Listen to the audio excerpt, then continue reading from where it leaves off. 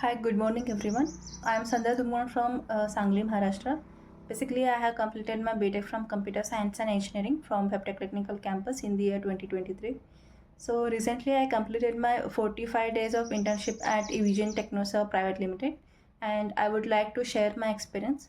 So during this internship, I got hands-on training and several important areas including virtual machines and their installation, basic CCNA concepts, and network administration, WDS, RDS, and their configuration, and Active Directory setup and their management, and other skills required for the IT support and system administration.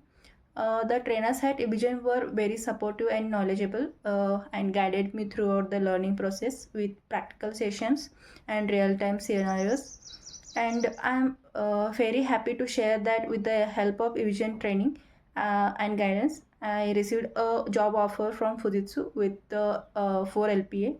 And I'm truly grateful to Evigen for helping me build my technical foundation and supporting my career growth. Thank you so much.